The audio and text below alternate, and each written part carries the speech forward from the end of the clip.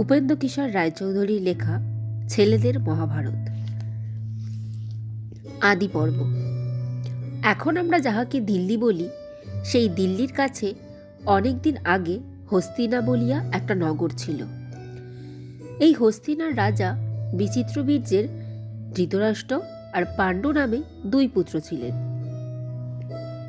ধৃতরাষ্ট্র বয়সে বড় ছিলেন বটে, কিন্তু তিনি ছিলেন অন্ধ। অন্ধ যে সে রাজ্য পায় না। কাজেই বয়সে বড় হইয়াও ধৃতরাষ্ট্র রাজা হইতে পারিলেন না। রাজা হইলেন ছোট ভাই পাণ্ডু। রাজ্য না পাওয়ায় ধৃতরাষ্ট্র দুঃখিত হইয়াছিলেন বৈকি।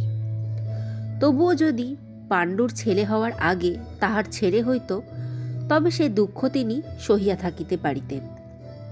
কারণ তাহাদের ছেলেদের মধ্যে যে বড়, তাহারই রাজ্য পাইবার কথা ছিল। কিন্তু ধৃতরাষ্ট্রের কপালে তাহাও হইল না। পাণ্ডুর আগে ছেলে হইল। ধৃতরাষ্ট্রের ছেলেরা তখন বুঝিল তাহারা রাজ্য পাইবে না। তখন হইতেই তাহারা প্রাণ ভরিয়া পাণ্ডব অর্থাৎ পাণ্ডুর ছেলেদিগকে হিংসা করিতে লাগিল। ধৃতরাষ্ট্রের ছেলেদের মধ্যে দুর্যোধন সকলের বড়, তারপর দুঃশাসন, তারপর আরও ৯৮ জন। সব শুদ্ধ তাহারা ১০০ ভাই। ইহা ছাড়া দুঃশলা নামে তাহাদের একটি বোনও ছিল।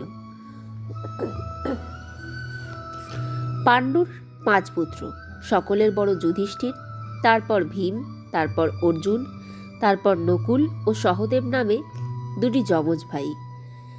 ইহারা এক মায়ের ছেলে নহে। পাণ্ডুর ২ রানী ছিলেন, বড়র নাম কুন্তী, ছোটর নাম মাদ্রী। যুধিষ্ঠির, ভীম আর অর্জুন ইহারা কুন্তীর ছেলে। নকুল, সহদেব মাদ্রীর ছেলে। ২ মা হইলে কি হয়, ইহাদের মধ্যে যে ভালোবাসা ছিল, তেমন ভালোবাসা এক মায়ের ছেলেদের ভিতরেও কম দেখা যায়। এক একজন দেবতা পাণ্ডুকে এই সকল পুত্রের এক একটি দিয়াছিলেন।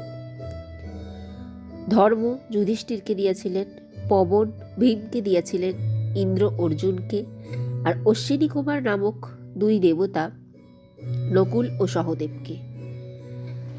এই জন্য লোকে বলে যে যুধিষ্ঠির ধর্মের পুত্র।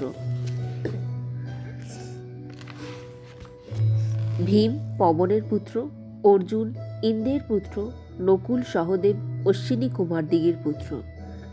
এই সকল দেবতা ইহাদিগকে অতিশয় স্নেহ করিতেন।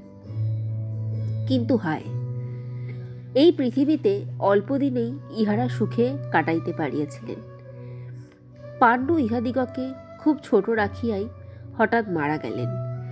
মৃত্যুর সময় মাতা মাদ্রী তাহার কাছে ছিলেন। তিনি মনের দুঃখ সইতে না পারিয়া পাণ্ডুর চিতার আগুনের ঝাঁপ দিয়া সেই দুঃখ দূর করিলেন। ইহার পর আর এমন কেহই রহিল না যে আপনার বলিয়া মা কুন্তী আর ৫ ভাইয়ের দিকে চায়। যা হোক, পাণ্ডবেরা ৫ ভাই ধৃতরাষ্ট্রের ছেলেদের সঙ্গেই রইলেন। ১০৫টি ছেলে একসঙ্গে থাকা, একসঙ্গে পড়া, একসঙ্গে খেলা, সবই একসঙ্গে হইতে লাগিল। খেলার সময় ধৃতরাষ্ট্রের পুত্রেরা ভীমের হাতে বড়ই নাকাল হয়।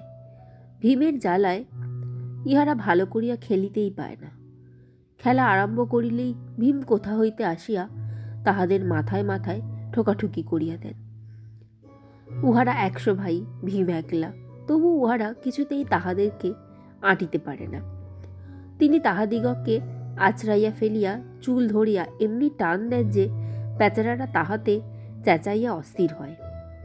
জলে নামিয়া খেলা করিতে গেলে তিনি তাহাদের ১০ জনকে একসঙ্গে জড়াইয়া ধরিয়া ডুব দেন, আর তাহারা আধমরা না হইলে ছাড়েন না।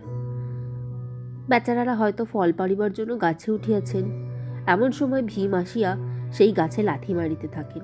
লাথির চোটে গাছ এমনি নড়িয়া ওঠে যে ফলের সঙ্গে সঙ্গে উহারা মাটিতে পড়ে যায়। কাজেই উহারা ভীমকে বড়ই হিংসা করে, আর তাহার কাছে বড় একটা ঘেঁষে না। ভীমকে যতই দেখে দুর্যোধনের মনে ততই ভয় হয়। আর ততই তাহার দুষ্টবুদ্ধি বাড়িয়া ওঠে। সে কেবলই ভাবে, এই ভীমটাকে বড় হইতে দিলেই তো আমাদের সর্বনাশ, সুতরাং এই বেলা এটাকে মারিয়া ফেলিতে হবে, না পারলে চলবে না। ভীম মরিলে আর 4টি ভাইকে বাঁধিয়া রাখিলেই চলিবে।